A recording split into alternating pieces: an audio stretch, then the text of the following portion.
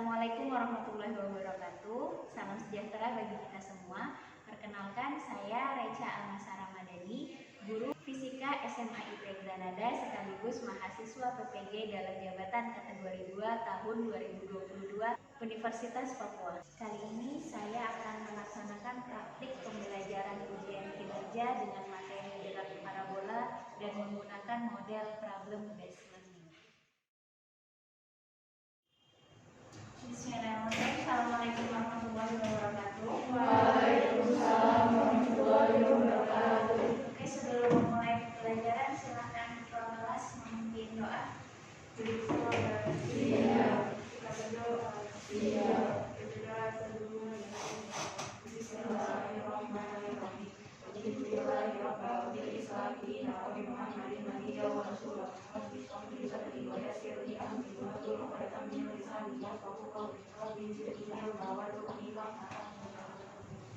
Apa kabar? Luar biasa, tetap semangat Allah. Semangat ya. Ini alhamdulillah kelasnya dalam kondisi yang sudah rapi dan bersih. Saya cek kehadiran dulu ya satu-satu. Mantap seperti main 12 orang. Hasna? Kirana? Akila? Denisa? Atia? Cica? Rusda? Nasr? Alia? Luna? Rizky? Reva? Alhamdulillah hadir semua. Sebelum mulai pembelajarannya, Ustazah mau mengecek pengetahuan awal kalian dengan mengerjakan pretest. Pretestnya bisa, linknya bisa diklik di grup atau bisa scan barcode. Silakan pretestnya dikerjakan dalam waktu 5 menit.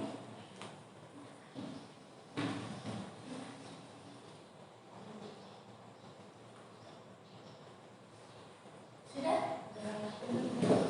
Sudah? Oke, nanti kita akan lihat ya hasil evaluasinya saya perlihatkan di akhir. Nanti kita ada post-test juga apakah setelah pembelajaran kalian ada peningkatan gitu dari pretest ke post-testnya. Nah, apa yang kita pelajari pekan lalu? Gerak apa?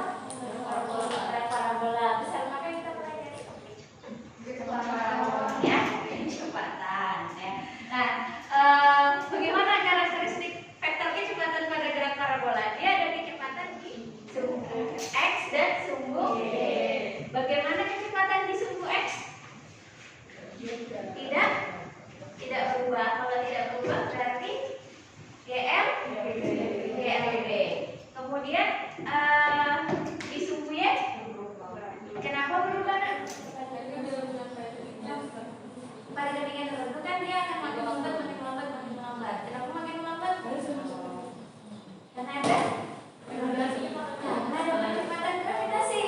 Waktu naik dia melambat, dia melawan percepatan gravitasi. Jadi ada perubahan kecepatan di sumbu y. Sementara di sumbu x kita ketahui bahwa kecepatannya tetap.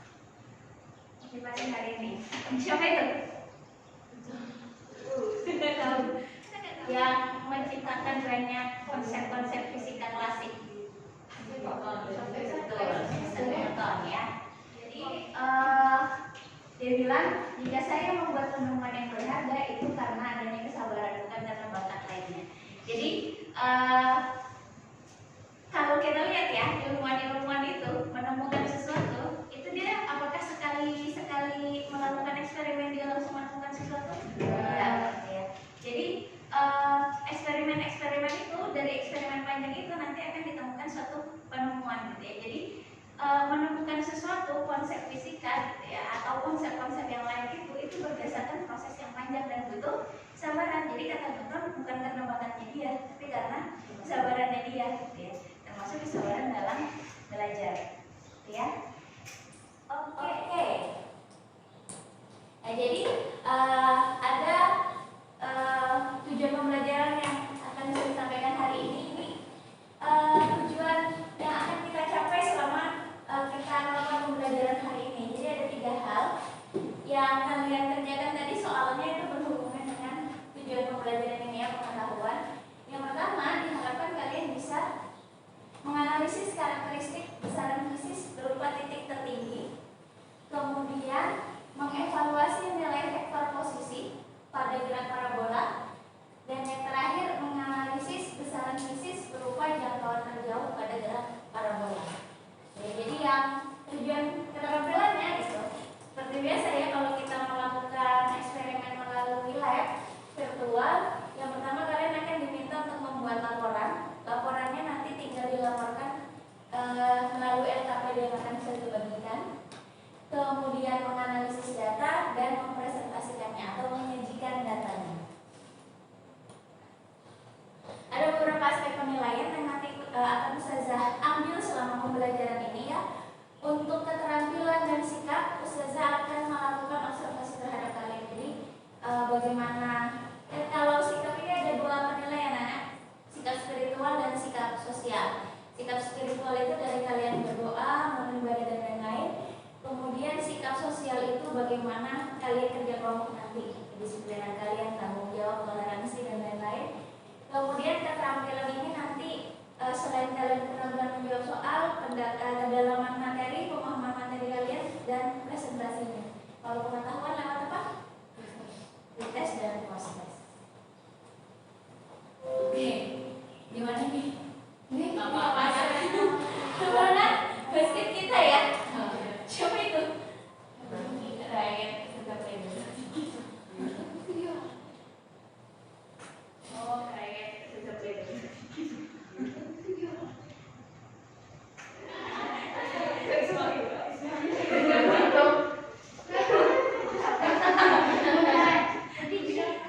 Perubahan posisi saat ini. Tidak usah laporan dari video.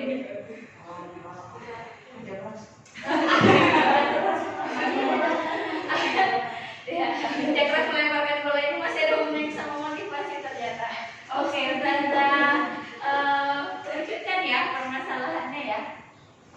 Menurut kalian, gimana supaya subjek yang ada di dalam video tadi itu bisa memasukkan bola tepat dalam ring basket? Apa?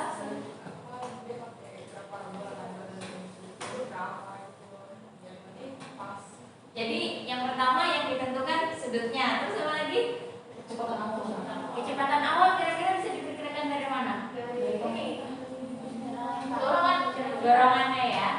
Ya, itu tadi dua faktor menurut kalian akan mempengaruhi ketepatan subjek dalam video tadi memasukkan bola ke dalam ring. Nanti kita akan buktikan apakah faktor-faktor yang kalian sebutkan dalam orientasi masalah ini ya di video tadi itu benar melalui percobaan.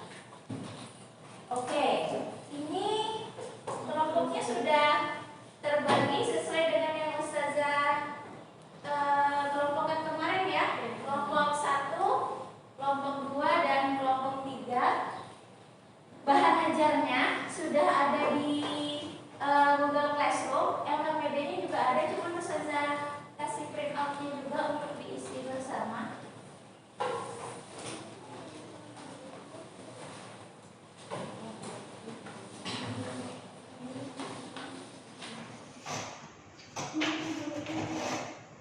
Coba Ustazah demonstrasikan dengan kecepatan awal seperti ini. Nah, coba perhatikan di tabel hasil percobaan itu ada ketinggian dan jarak kan. Nah, itu yang dinamakan vektor posisi. Jadi kalau gerak parabola, bedanya gerak parabola sama gerak lurus. Kalau gerak lurus biasa itu ya, dia itu antara punya X aja atau dia punya Y saja kalau pada gerak vertikal. Sementara kalau posisinya itu ada dua ya, ada X, ada Y. Nah, di data itu misalnya, oh ternyata pada detik ke 0,7 jarak yang ditempuh sudah 12,12 dan ketinggiannya 4,6. Nah, nanti kalian cari di titik-titik itu yang jaraknya di tabel ini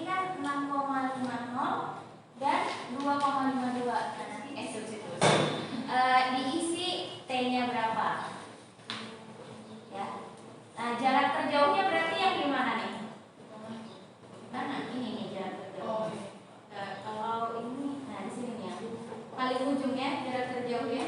Karena saya ambil 20 kejauhan. Titik hitam di bawah nih jarak terjauhnya. Oke, sampai sini bisa dipahami?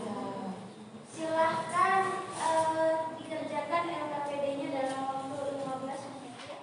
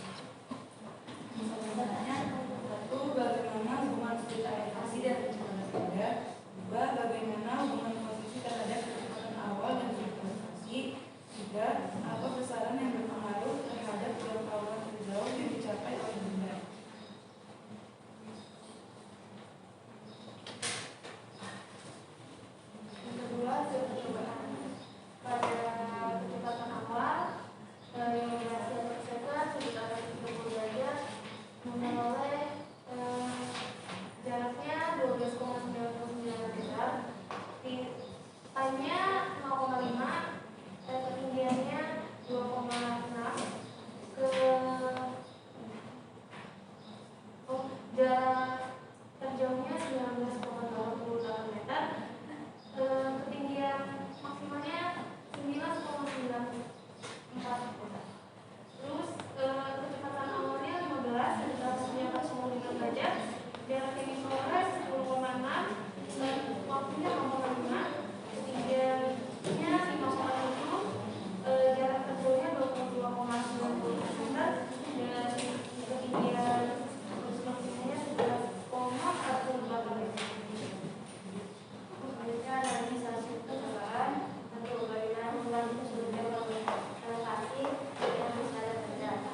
Satu dasar sumber elevasi semakin lambat semakin besar. Sebaliknya, semakin kecil sumber elevasi maka semakin cepat kecepatan besar.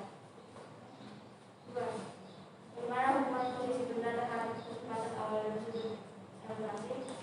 Semakin kecil sumber elevasi mungkin jaraknya semakin jauh, tetapi ketinggiannya pendek. Sebaliknya, semakin besar sumber elevasi maka jaraknya semakin pendek, tapi ketinggiannya semakin tinggi. Yang ketiga, besar apa saja yang mempengaruhi nilai jangkauan terjauh dan bagaimana hubungan setiap besaran. Jarak sama dengan meter, sudut elevasi sama dengan derajat, kecepatan awal sama dengan meter per second.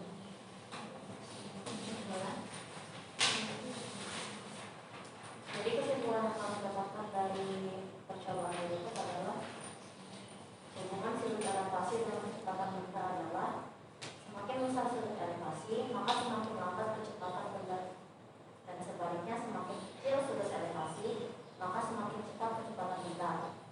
Hubungan posisi dengan kecepatan awal dan sudut elevasi adalah semakin kecil sudut elevasi maka jaraknya semakin jauh, tapi ketinggiannya pendek. Sebaliknya, semakin besar sudut elevasinya maka jaraknya semakin pendek, tapi ketinggiannya semakin tinggi juga. Jarak berpengaruh pada sudut elevasi. Semakin kecil sudut jaraknya semakin jauh. Sekian presentasi dari kami. Apabila tidak ada kesalahan, Wassalamualaikum warahmatullahi wabarakatuh. Waalaikumsalam warahmatullahi wabarakatuh. Silakan kelompok 2 menuju ke kelompok selanjutnya. Assalamualaikum warahmatullahi wabarakatuh.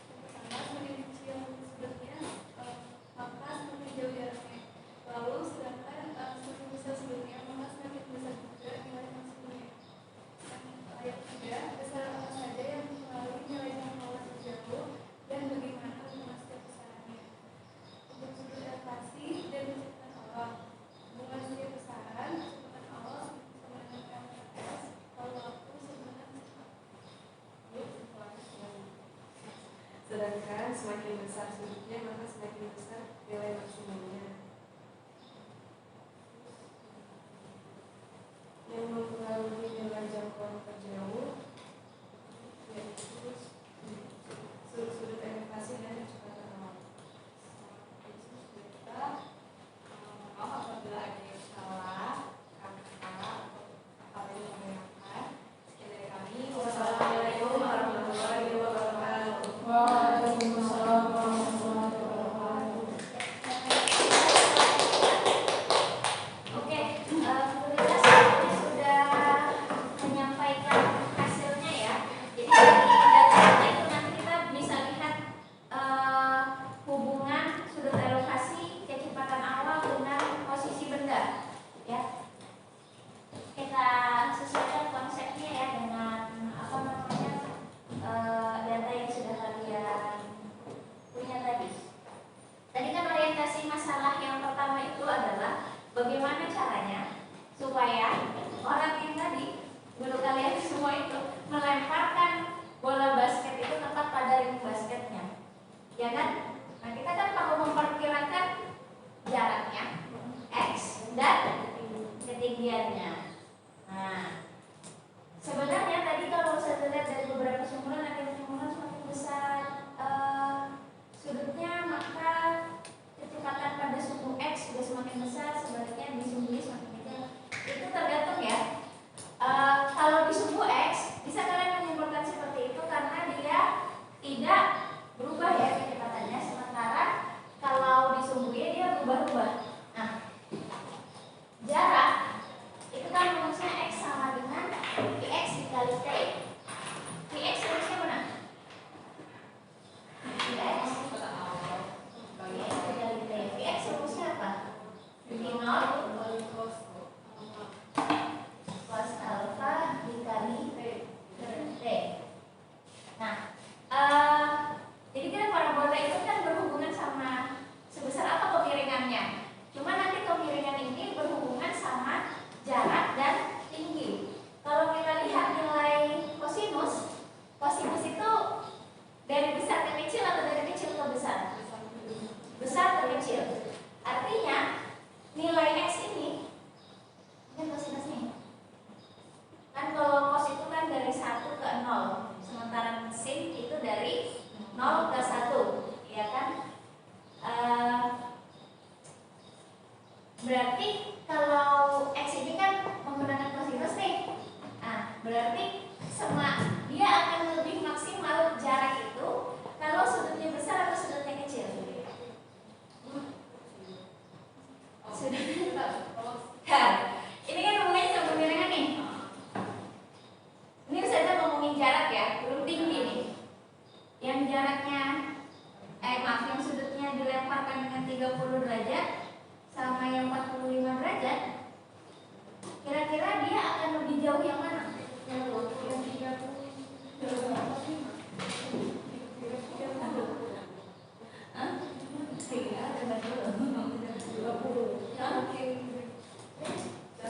Tadi hubungan sama kosinus. Kosinus makin lama makin besar sudutnya, nilai kosinusnya semakin kecil. Nah, berarti kan kalau kita hubungkan sama x-nya, berarti semakin besar sudutnya, semakin kecil. Bisa kalian lihat juga di data kalian itu. Yang 45 derajat sama yang 30 derajat, x-nya besaran mana? 30. Bisa dipahami ya? Karena hubungannya dengan kosinus ini. Paham ya? Ya kalian coba bayangkan kalau kalian lempar dia 90 derajat, jatuhnya di mana? Itu tuh ke kita kan? Jauh apa enggak? Tidak ada perubahan posisi. Ya, karena cos 90 itu 0. Maka x-nya nanti sama dengan 0. Bisa dipahami ya? Nah, sementara di sini di kecepatan di sumbu Y itu tergantung pas dia naik atau pas dia turun. Gitu. Jadi tergantung pada detik keberapa itu ditanyakan. Makanya di situ kalian diminta mencari waktunya kan. Oh ternyata di detik 0,5 dia posisinya masih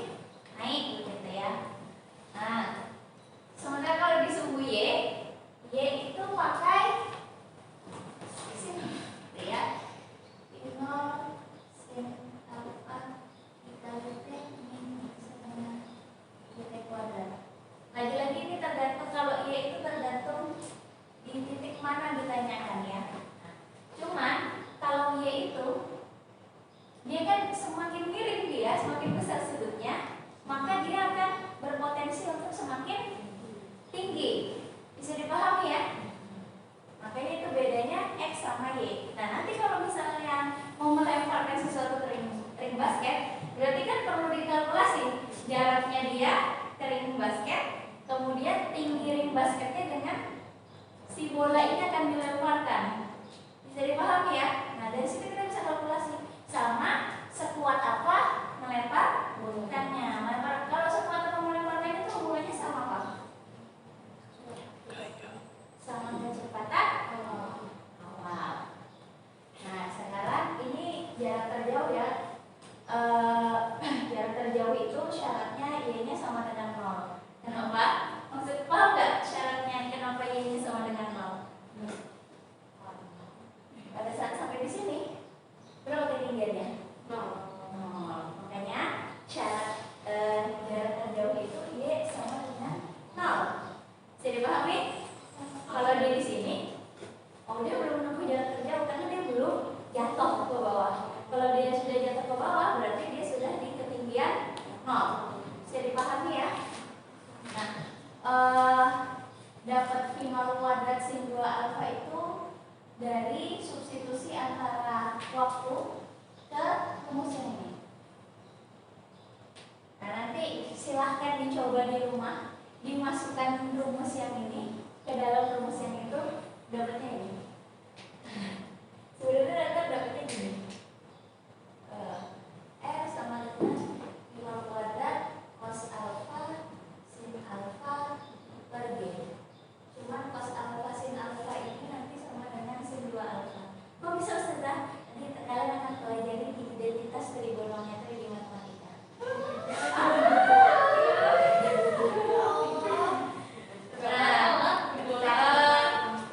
Ini untuk hanya ya. Tadi salah sudah. T-nya dimasukkan ke sini, dapatnya tadi ya yang ini. Sementara kalau untuk nyari tinggi maksimum, di ketinggian maksimum ciri-cirinya apa nak? Ada yang 0 nggak? Kecepatan pada sumbu Y di tinggi maksimum sama dengan 0. Itu ya syaratnya. Kalau tadi syaratnya di jarak terjauh itu Y-nya 0, kalau di tinggi maksimum kecepatan di sumbu Y sama dengan 0. Bisa dicari pakai rumus ini, kuadrat per 2G dari sin kuadrat alfa. Oke. Sampai sini ada pertanyaan?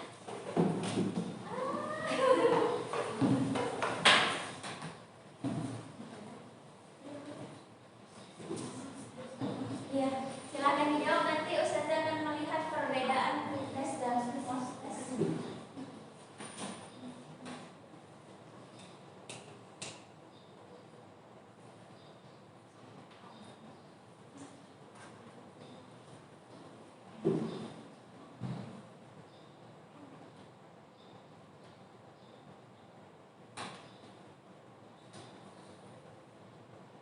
Oke, ini nilai pretest di awal.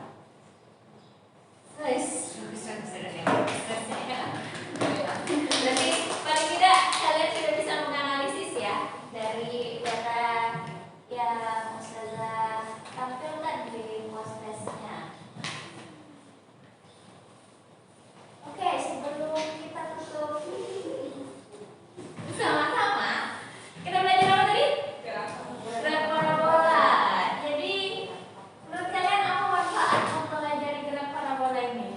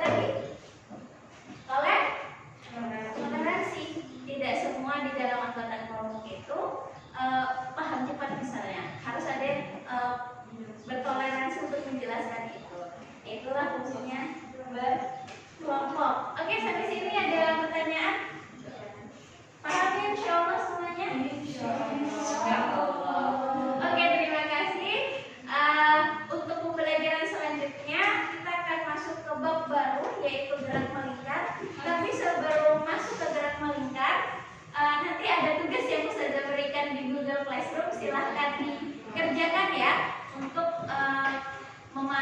meningkatkan pemahaman kalian terhadap gerak parabola. Karena tidak ada pertanyaan, silahkan ditutup dengan tenang. Iya. Iya.